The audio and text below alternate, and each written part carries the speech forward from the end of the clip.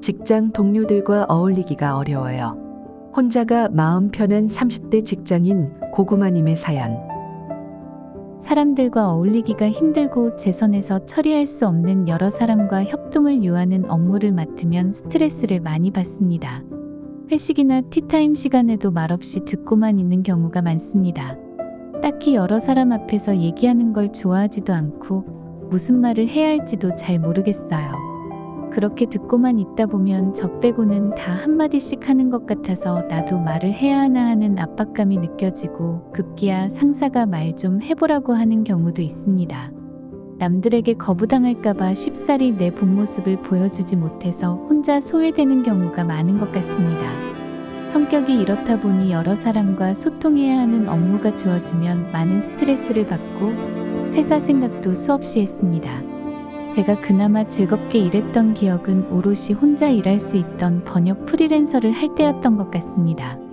그렇지만 다시 프리랜서로 돌아가자니 그새 안정적인 월급쟁이 생활에 익숙해져 버린 건지 두려움이 앞서더군요.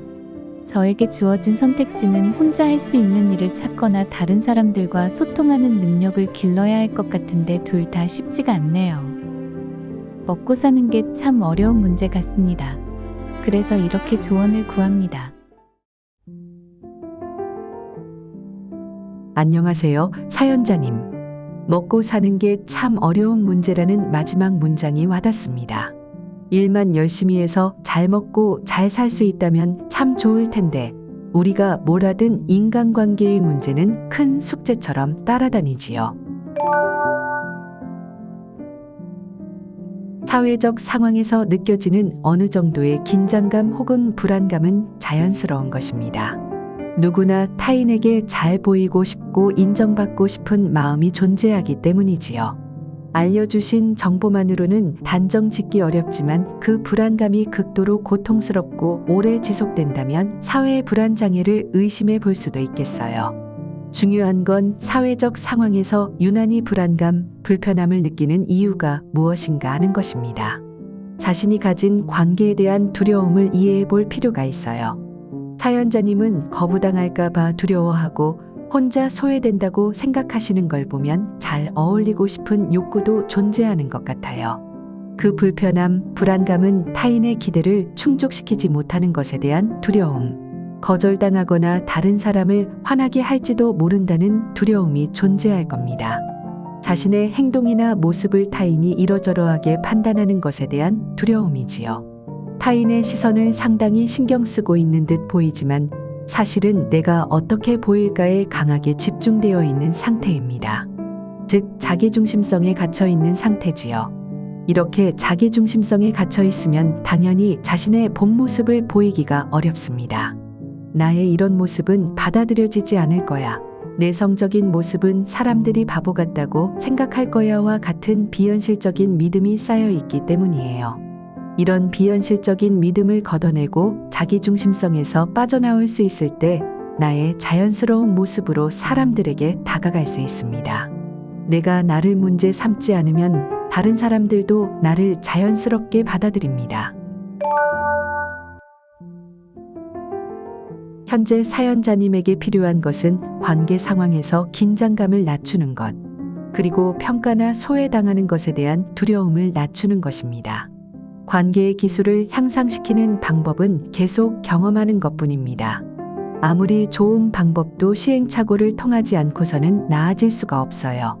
가장 편안하고 안전한 관계에서부터 자신의 의견을 표현하는 시도를 늘려가 보세요. 가족 관계와 가까운 친구 관계에서 평소보다 더 적극적으로 표현해 보세요. 그리고 그들에게 피드백도 받아보고요.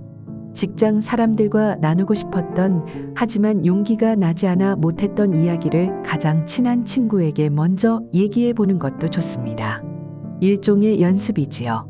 자연스러운 모습을 보일 수 있는 사람과 실험처럼 연습을 하고 나면 어려운 관계에서 용기 내기가 조금 더 수월해집니다.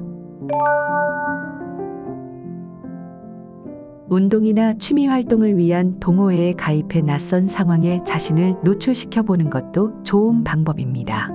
대인관계의 어려움을 직접적으로 다루는 집단 상담을 경험해 볼 수도 있고요.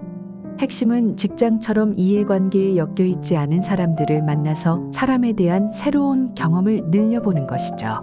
그런 시도를 통해 사람에 대한 긍정적인 경험을 쌓고 인간에 대한 새로운 믿음.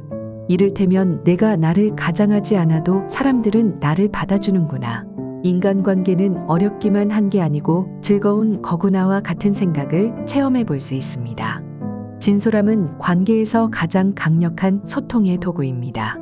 외향적인 모습이 아니어도 누구에게나 각자의 매력이 있어요. 만약 사연자님께서 대인 관계 능력을 높이고 싶은 강한 의지가 있으시다면 자신을 관계 속에 점진적으로 노출시켜 보세요. 그런 연습을 통해 직장에서도 자신을 애쓰지 않고 내보일 수 있을 겁니다. 관계와 소통에 대한 두려움은 과도한 자기중심성의 산물이기도 합니다. 이를 완화하기 위한 방법 중 하나는 공감 능력을 높이는 것입니다. 소설은 타인의 세계를 경험하고 자기중심성에서 벗어날 수 있는 가장 좋은 도구입니다. 사람이 두려울 때마다 취향에 맞는 소설을 한 권 골라 그 세계에 빠져보세요. 인간에 대한 입체적인 이해를 통해 두려움도 낮추고 자연스럽게 사람을 대할 수 있을 겁니다. 진실한 모습은 인간관계에서 가장 멋진 자원이 되어줄 테고요.